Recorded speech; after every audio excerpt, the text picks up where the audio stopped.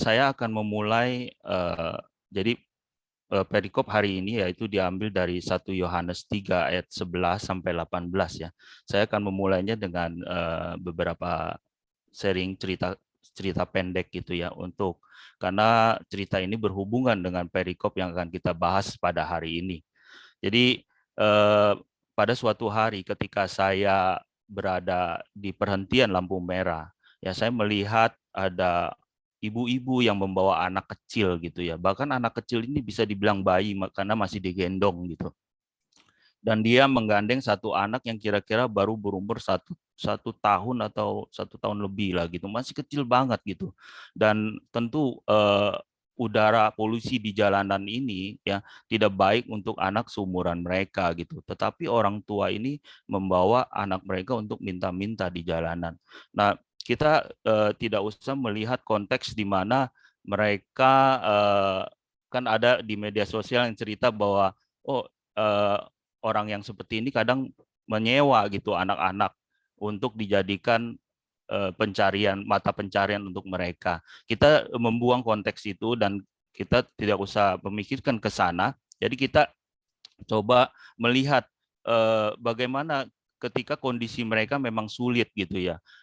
Ketika mereka melakukan ini, tentu ada pergumulan mereka sendiri. Jadi mungkin nggak ada anak yang harus jaga anaknya di rumah. Jadi dia mau tidak mau karena kebutuhan ekonomi dia harus membawa anaknya untuk melakukan minta-minta di jalan itu gitu. Nah, ini adalah mengapa ketika saya melihat itu, jadi hati saya itu muncul belas kasihan kepada anak-anak ini gitu ya. Maksud saya di sini adalah kita sebagai manusia itu pada dasarnya memang memiliki kasih gitu ya. Dan kasih ini yang kita kenal sebagai kasih filia gitu, kasih filia atau kasih persahabatan atau kasih persaudaraan yang kita kenal di dalam 4 macam kasih, yaitu agape, ya, philia, storge, dan kasih eros. Itu tidak saya bahas hari ini, namun yang saya tekankan di sini bahwa kita manusia itu memiliki kasih, belas kasihan pada dasarnya. Dan yang berhubungan juga dengan perikop kita hari ini, yaitu ketika saya bukan berumur ya, kira-kira kelas SD 6 lah, kelas 6 atau SMP ketika saya sedang berjalan gitu ya, berjalan pulang dari sekolah dan se apa, saya lagi sedang berjalan gitu tiba-tiba ada yang muncrat cairan ke wajah saya gitu. Seret gitu ya. Dan saya bingung apaan gitu ya yang nempel di wajah saya kok bau gitu ya. Wah, ini pasti apa tuh pas saya lagi pikirin itu mikrolet lewat gitu. Mikrolet lewat dan ada remaja yang umurnya nggak jauh dari saya itu teriak gitu dengan kata-kata rasis, dengan kata-kata kebencian dan kata-kata kotor gitu. Jadi maksud saya di sini setelah dia melakukan itu ya, saya sempat mikir gitu dan saya pulang saya mikir, aduh, ini orang kurang ajar gitu ya, ngeludahin saya gitu.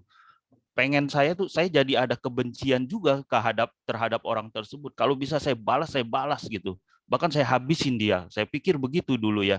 Bayangkan anak umur baru segitu bisa mikir seperti itu gitu. Karena kebencian. Dan saya juga tidak tahu apa yang melatar belakangi dia sampai dia mau meludahi saya gitu pas saya lewat gitu.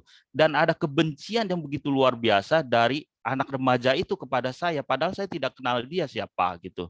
Nah, ini adalah 2 hal penting yang akan kita bahas hari ini adalah tentang kasih dan kebencian. Nah, ini ayat firman Tuhan yang ini saya tidak akan baca dan mungkin bisa dimunculkan di slide ya, 3 ayat 11. Tolong dimunculkan di slide 3 ayat 11. Nah, ini.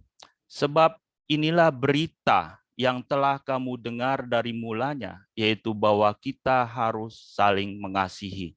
Jadi di sini Yohanes memberitahukan kepada kita bahwa ini adalah ada berita, ya ada berita untuk kita saling mengasihi. Nah berita ini atau message ini diambil dari bahasa aslinya itu Angelia. Nah kata Angelia ini muncul hanya 2 kali di dalam perjanjian baru, yaitu di dalam ayat 11 yang kita baca tadi dan juga di dalam 1 Yohanes 1 ayat 5. Nah, saya akan membacakannya 1 Yohanes 1 ayat 5. Dan inilah berita yang telah kami dengar dari Dia. Ya, berita ini telah kami dengar dari Dia. Dia itu Kristus. Dan yang kami sampaikan kepada kamu, Allah adalah terang dan di dalam Dia sama sekali tidak ada kegelapan.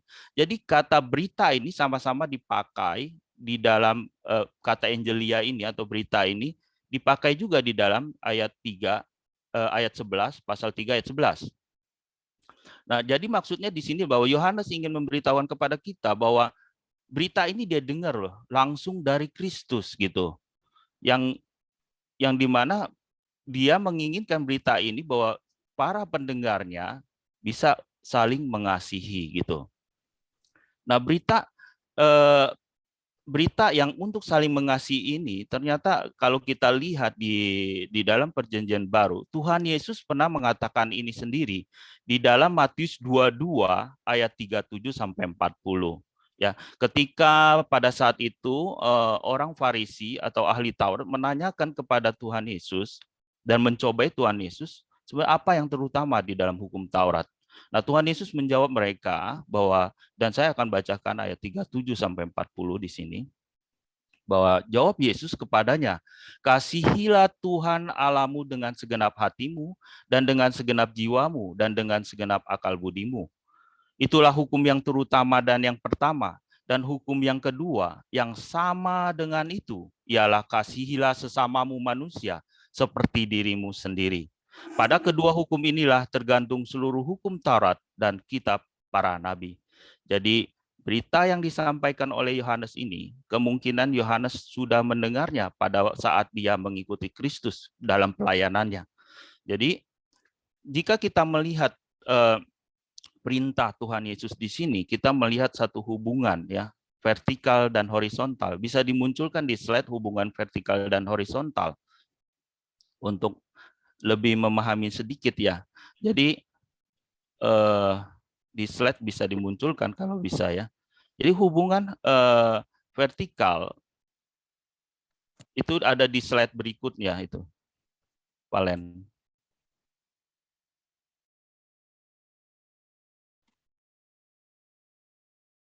Ya, ini udah. Ya, ini slide ini ya. Nah, ini tentang hukum ya. Bahwa ada hubungan vertikal dan horizontal. Hubungan vertikal adalah hubungan kita kepada Tuhan ya. Untuk mengasihi Tuhan. Itulah hukum yang pertama. Dan hukum yang kedua adalah hubungan horizontal, yaitu untuk kita mengasihi sesama kita. Nah, ini adalah gambaran ya, gambaran antara hubungan vertikal dan hubungan horizontal. Dan di sini Yohanes ingin memberitahukan kita di ayat-ayat selanjutnya bahwa untuk melakukan perintah Tuhan ini ada 4 poin penting di sini ya. Ada 4 poin penting di sini. Yang pertama adalah internal effect ya, yang saya beri nama itu internal effect ada di ayat 12, external effect ada di ayat 13, effect of obedient and disobedient ada di ayat 14 sampai 15, proof of love ada di ayat 16 sampai 18.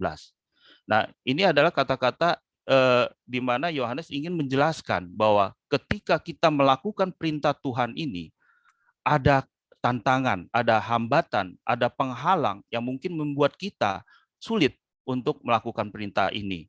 Dan jangan sampai kita jatuh ya di dalam kesulitan-kesulitan ini gitu loh. Nah, internal effect adalah pengaruh atau efek yang akibat yang muncul dari dalam diri manusia itu sendiri, yaitu akibat natur dosa, ya, akibat natur dosa. Dan kita melihat bahwa di sini ayat 12, Yohanes itu memakai contoh di dalam PL yaitu Kain, ya. Akan saya bacakan ayat 12. Bukan seperti Kain yang berasal dari si jahat dan yang membunuh adiknya. Dan apakah sebabnya ia membunuhnya? Sebab segala perbuatannya jahat dan perbuatan adiknya benar. Jadi di sini kita melihat bahwa Kain membunuh Habel. Dan mengapa Kain membunuh Habel? Ya, kita bisa melihat jawaban itu di Kejadian 4 ayat 4 sampai 5. Itu tidak usah dimunculkan, tidak apa-apa karena itu tidak saya ada di slide ya. Jadi saya bacakan Kejadian 4 ayat 4 sampai 5. Habel juga mempersembahkan korban persembahan dari anak sulung kambing dombanya, yakni lemak-lemaknya. Maka Tuhan mengindahkan Habel dan korban persembahannya itu. Tetapi Kain dan korban persembahannya tidak diindahkannya. Lalu hati Kain menjadi sangat panas. Ya, jadi sangat panas. Di sini ditekankan bahwa mengapa Kain itu sampai membunuh Habel? Itu karena hatinya sangat panas, karena persembahannya tidak diterima oleh Tuhan gitu. Nah, bisa dikatakan bahwa ini ada keiri hatian di dalam diri si Kain gitu. Nah, itu yang saya maksud bahwa ini adalah akibat natur dosa yang muncul dari dalam diri manusia itu sendiri. Sehingga ketika ada iri hati, maka untuk menjalankan perintah mengasihi saudara-saudara kita, itu ada kesulitan. Karena memang kita manusia itu ada natur dosa, keiri hatian. Kalau kita melihat iri hati ini kan bisa kita lihat dalam konteks kita zaman ini. Anak yang iri hati kepada orang tuanya, atau anak yang iri hati kepada saudara-saudaranya, ya, atau juga karyawan yang iri hati kepada rekan kerjanya. Baru-baru ini saya mendengar melihat di media sosial bahwa ada rekan kerja ya yang dibunuh karena dia mengetahui korupsi temannya gitu. Sehingga untuk menutupi perbuatan korupsi jahat dia membunuh rekan kerjanya agar dia tidak bisa menjadi saksi nantinya gitu. Nah, itu betapa luar biasa daya hancur dari kebencian atau dari iri hati ini, sehingga membuat manusia itu terus ya melakukan kejahatan dan tidak bisa mengasihi sesamanya karena adanya natur dosa yang ada di dalam diri manusia itu sendiri. Nah, bagian kedua adalah external effect atau yang ada di ayat 13 yang akan saya bacakan di sini. Janganlah kamu heran, saudara-saudara, apabila dunia membenci kamu. Nah, kita melihat bahwa dunia membenci kamu. Bukankah kita tahu bahwa ada kepercayaan lain yang mungkin lebih ekstrim gitu ya. Ketika melakukan kejahatan ini, mereka membunuh orang-orang percaya. Misalnya bom di gereja, ya. Mengapa mereka melakukan hal tersebut? Karena mereka membenci kita, ya. Itu maka terbukti apa yang dikatakan di dalam ayat 13 ini gitu. Dan saya coba mengambil satu contoh lain, misalnya bully gitu ya. Pembulian juga membuat seseorang yang dibully itu sulit untuk mengasihi orang yang ia bully, yang membuli dia gitu kan. Ia disakiti, dihina, diinjak-injak, dicemooh dan lain sebagainya. Bagaimana mungkin dia bisa mengasihi orang yang melakukan hal begitu jahat terhadap diri dia? Maka dia akan sangat sulit untuk mengasihi orang yang telah menganiaya dia gitu. Nah, ini adalah maksud saya bahwa di sini firman Tuhan mengatakan bahwa ada loh di luar eksternal kita ini, di sekeliling kita itu ada apa orang yang membenci kita, dan ini yang menjadi penghalang kita untuk mengasihi sesama kita. Nah, ini poin kedua, dan masuk poin ketiga adalah effect of obedience dan disobedience. Nah, effect of obedience adalah akibat ya atau pengaruh yang jika kita taat dan jika kita tidak taat. Nah, ini ada di ayat 14 dan 15. Saya akan bacakan di sini ayat 14. Kita tahu bahwa kita sudah berpindah ya dari dalam maut ke dalam hidup, yaitu karena kita mengasihi saudara kita. Barang siapa tidak mengasihi, ia tetap di dalam maut. Setiap orang yang membenci saudaranya adalah seorang pembunuh manusia. Dan kamu tahu bahwa tidak ada seorang pembunuh yang tetap memiliki hidup yang kekal di dalam dirinya. Nah, ketika kita bisa mengasihi orang-orang yang membenci kita, menyakiti kita, maka sebenarnya sebenarnya kita sudah menang dari pencobaan iblis ya. Jadi ketika kita taat, di sini dikatakan kita sudah berpindah ya. Taat itu maksudnya taat untuk belajar mengasihi sesama kita. Ya, kita sudah berpindah dari dalam maut ke dalam hidup. Ini adalah istilah konselingnya apa? Istilah ininya adalah reward ya, ada reward. Ya, ketika kita taat kepada perintah Tuhan. Dan ternyata ada punishment, ada hukuman ketika kita tidak taat. Yaitu kita akan tetap tinggal di dalam maut. Nah, ini adalah akibat di mana ketika kita mau taat akan firman Tuhan atau tidak taat akan firman Tuhan. Nah, kita masuk ke poin 4. Poin 4 adalah proof of love atau pembuktian kasih. Nah, kita melihat di sini bahwa Yohanes, si penulis ini Yohanes, dia mengambil contoh lain di dalam PB. Akan saya bacakan di sini. Demikianlah kita ketahui kasih Kristus, yaitu bahwa Ia telah menyerahkan nyawanya untuk kita. Jadi kita pun wajib menyerahkan nyawa kita untuk saudara-saudara kita. Jadi kita melihat bahwa di ayat 11 tadi dia mengambil Yohanes mengambil contoh Kain. Ayat 16 dia mengambil contoh Kristus yang merupakan pengontrasan dari si Kain yang si jahat dan Kristus yang adalah kasih gitu. Nah, kita melihat bahwa Kristus itu di sini adalah gambaran kasih. Dan si Kain adalah gambaran kebencian. Nah, saya sudah membandingkan beberapa tafsiran ya. Saya coba melihat bahwa di sini ada kata jadi kita pun wajib menyerahkan nyawa kita untuk saudara-saudara kita. Ini kata ini agak bingung ya, menyerahkan nyawa untuk saudara-saudara kita. Kita mikir sebentar gitu ya. Masa harus sampai begitu kan? Apa maksudnya di situ ya? Saya melihat bahwa tafsiran John Stott di sini, saya coba bacakan di sini. Bahwa kasih adalah bukti kehidupan. Ia menjelaskan bahwa esensi kasih adalah pengorbanan diri yang telah dimanifestasikan dengan sempurna dalam Kristus dan harus menjadi ciri kehidupan para pengikutnya juga.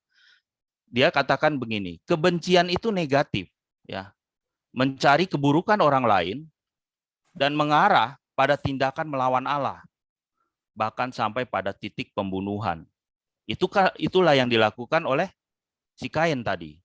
Nah, sedangkan kasih itu adalah positif, mencari kebaikan orang lain dan menuntunnya pada tindakan untuk Kristus, bahkan sampai mengorbankan diri. Dan memang justru karena dia menyerahkan nyawanya bagi kita, Kristus, dengan itu kita tahu, kita mengenal apa itu kasih. Nah, di sini ini adalah menurut John Stott ya, dan sudah dijelaskan di sini bahwa kasih itu positif ya, bahwa kebencian itu adalah suatu yang negatif. Matthew Henry mengatakan demikian nih. Ini menurut Matthew Henry. Saya coba membandingkan beberapa tafsiran. Matthew Henry mengatakan kasih itu haruslah pada tingkat tertinggi. Yang tadi kita sudah baca ya bahwa ada beberapa tingkat dalam kasih, agape dan seterusnya itu ya. Sedemikian kuat sehingga membuat kita rela menderita bahkan sampai mati demi kebaikan jemaat. Demi keamanan dan keselamatan saudara-saudara yang terkasih. Jadi kita pun wajib menyerahkan nyawa kita untuk saudara-saudara kita, yaitu dalam pelayanan kita terhadap mereka. Nah, di sini dikatakan bahwa kasih itu adalah kasih yang tertinggi. Ya, itu seperti Kristus yang mau mati, yang rela menjadi manusia, lalu dianiaya dan mati untuk manusia yang berdosa seperti kita. Nah, kita harus belajar dari teladan Kristus ini. Nah, mungkin kesimpulan dari kata menyerahkan nyawa di sini, yang firman Tuhan maksudkan di sini adalah bahwa perlu ada bukti kasih kepada sesama kita, jangan hanya di perkataan saja atau di lidah saja. Ini berhubungan dengan ayat selanjutnya, tetapi dalam tindakan, perbuatan, dan dalam kebenaran firman Tuhan. Ini ada di dalam ayat selanjutnya ya. Nah, maksud di sini menyerahkan nyawa untuk sesama kita atau saudara-saudara kita atau Tuhan Yesus sendiri pernah mengatakan kita harus menyerahkan nyawa kita untuk musuh-musuh kita harus mengasihi musuh-musuh kita dan lain sebagainya. Nah, itu tidak dalam arti menyerahkan nyawa itu seperti tentara yang berperang di medan perang gitu. Kalau kita tahu, saya coba mengilustrasikan, menggambarkan suatu tentara yang sedang berperang di dalam medan perang gitu ya. Nah, ketika tentara ini berdiri, dia mumpat gitu ya. Kalau perang kan itu harus sembunyi dulu gitu kan ya, agar nggak mudah tertembak gitu. Dan tentara A ini misalnya ya, dia mikir nih, dia dalam perang itu dia sempat terlintas di dalam pikiran ayat firman Tuhan yang dia baca hari ini, yang kita baca hari ini gitu. Wah, harus mengasihi sesama kita, musuh-musuh kita nih. Lalu dia berdiri, ya, dia berdiri dari persembunyian dan dia menyapa musuhnya yang di seberang sana. Aku mengasihi engkau gitu, ya. Kira-kira apa yang dilakukan musuhnya ketika melihat tentara A ini melakukan seperti itu? Ada dua kemungkinan. Satu, mungkin dia mikir, ini ada strategi perang apa nih yang dilakukan orang ini gitu ya. Atau ini orang bodoh atau apa gitu. Karena dia dari kejauhan dia juga nggak jelas dia ngomong apa gitu kan. Dan kemungkinan kedua adalah diberondol sama tembakan. Mati konyol. Ya buat apa? Nah, yang dimaksud di sini bukanlah seperti itu, menyerahkan nyawa untuk sesamamu manusia, bukan seperti itu ya. Saya akan mengambil satu contoh yang mungkin kita sudah kenal, siapa seorang apologetik ya, seorang apologetik Kristen yang cukup terkenal, seorang YouTuber yang bernama Christian Prince. Nah, di dalam kesaksian Christian Prince, dia waktu itu saya melihat videonya ya. Jadi dia sudah memenangkan seorang wanita yang berbalik dan akhirnya menerima Kristus. Dia menceritakan kepada seorang wanita ini, dia bilang bahwa apa yang dia lakukan selama puluhan tahun, semua oleh karena kasih Kristus. Ya, dia rela melakukan ini semua hanya karena kasih Kristus dan dia mau melakukannya juga menteladani Kristus gitu. Jadi dia berkata begini, bahwa di dalam puluhan tahun itu dia melewati masa-masa itu, masa muda, di mana teman-temannya yang di masa muda dahulu ketika Natalan mereka berkumpul dengan teman-teman mereka, berkumpul dengan keluarga, tetapi dia tetap masih di depan komputer untuk memenangkan banyak jiwa. Ketika teman-temannya merayakan ulang tahun, dia tetap di depan komputer untuk memenangkan jiwa. Ketika temannya pergi berpesta, pergi minum-minum, pesta pora, dia menghabiskan waktunya hanya di depan komputer. Untuk apa dia lakukan semua itu? Mungkin bagi mata dunia itu hanya kesia-siaan, kebodohan gitu.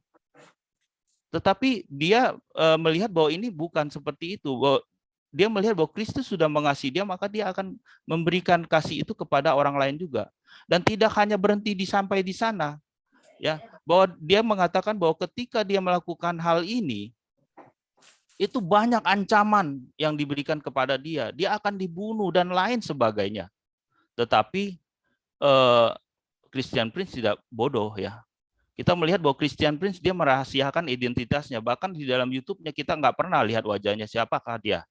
Jadi dia ini pintar dan dia mengutip satu ayat firman Tuhan di Matius 10 ayat 16. Cerdik seperti ular, tulus seperti merpati. Jadi melakukan penginjilan itu juga harus cerdik juga, jangan bodoh gitu ya. Jangan bodoh seperti tentara tadi gitu kan. Jadi kita harus cerdik gitu. Dan kita melihat bahwa apa yang dilakukan Christian Prince itu ada risikonya loh. Yaitu dia nggak tahu suatu hari nanti mungkin dia akan terbunuh oleh musuh-musuh dia yang membenci dia. Dia sendiri nggak tahu. Tapi apa yang bisa dia lakukan untuk Kristus.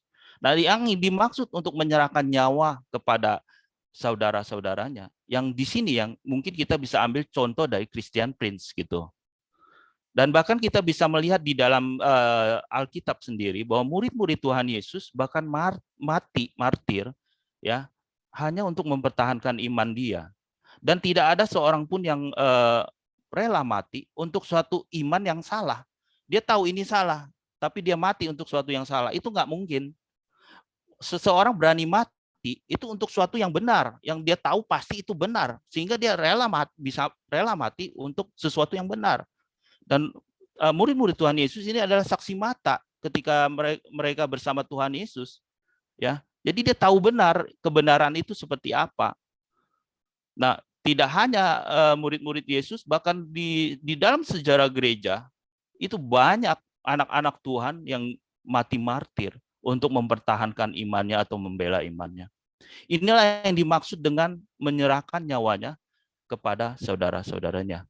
Nah, jadi maksud saya di hari ini kita mempelajari 4 poin penting yang di sini ya, bahwa pertama adalah internal effect, external effect, effect of obedient and disobedient, proof of love. Ada 4 di sini. Nah, ketika kita ingin mengasihi saudara-saudara kita, memang ada kesulitan-kesulitan yang tadi kita jelaskan di atas. Tapi maksudnya jangan sampai kita jatuh di dalam hal yang sama seperti yang telah ada contohnya gitu di atas. Kita jangan sampai jatuh seperti itu loh. Ya. Kita harus meneladani Kristus. Apa yang telah dilakukan Kristus untuk kita, ya kita teladani Kristus.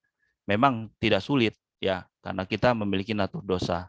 Memang sulit gitu ya, karena kita memiliki natur dosa gitu. Jadi untuk melakukan semua ini ada tantangannya, tetapi ya butuh pertolongan Tuhan dan kekuatan dari Tuhan. Ya, saya di sini mengatakan ini tidak dalam arti bahwa keselamatan ya itu kita peroleh dari perbuatan baik kita.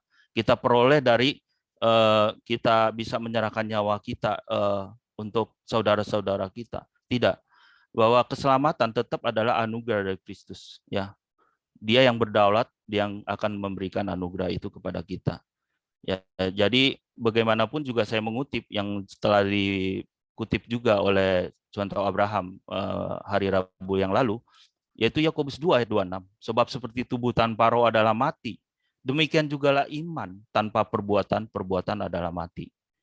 Ya, jadi tetap ya seseorang mengatakan dirinya beriman harus ada tindakan iman yang diperlihatkan sehingga orang bisa melihat kalau kita ini beriman. Kalau kita cuma ngomong tapi tindakannya tidak ada ya sulit juga ya. Maka itu akan kontras dengan omongannya. Nah, kalau kita melihat ayat 17 dan 18, di sini akan saya bacakan ya.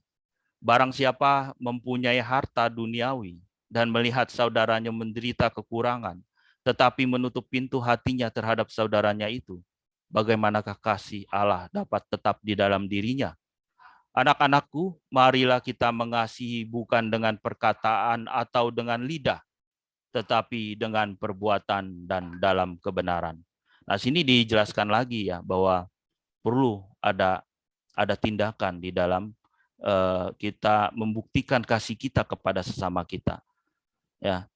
Nah, ayat 17 sampai 18 ini berisi tentang bukti dan ajakan nyata untuk mengasihi saudara-saudara kita. Artinya bahwa kita ketika kita mengasihi orang lain harus dalam makna yang kebenaran firman Tuhan.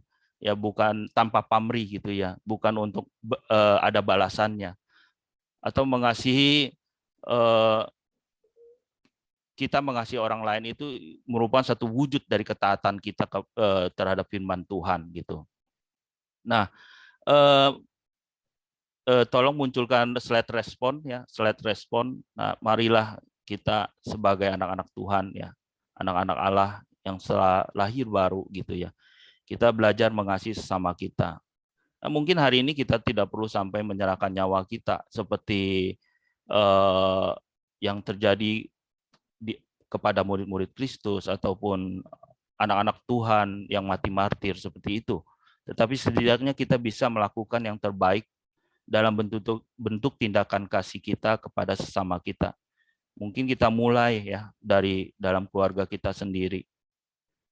Lalu saudara-saudara seiman kita, ya, kepada orang lain, orang miskin, janda-janda dan lain, bahkan musuh kita sekalipun, ya, orang-orang yang membenci kita, sehingga mereka dapat melihat Kristus dalam tindakan kasih kita. Kalau kita melihat tadi sharing dari beberapa rekan kita, Pak Yakub dan musuh Felix, ya, Musa Andi, di mana para petinggi ketua, ya, yang terpilih, mereka melakukan pelayanan mereka itu benar totalitas gitu, tanpa pamrih gitu, ya. Itu kan salah satu dari bentuk mengasihi sesama gitu kan. Mereka memberikan segalanya, bahkan uang, ya, dana, pikiran dan lain sebagainya, waktunya untuk melayani sesama gitu, bukan melayani diri dia sendiri. Bukan seperti para partai politik yang mungkin dia ada maksud-maksud dan tujuan dia untuk mencapai tujuan dia gitu. Tetapi tidak seperti itu. Kita sebagai anak-anak Tuhan, ya, kita harus melakukan yang seperti diajarkan oleh Yohanes pada hari ini. Nah, mungkin renungan hari ini dapat menjadi berkat kita semua. Terima kasih. Saya minta tolong Pendeta Felix, ya, untuk menutup renungan hari ini.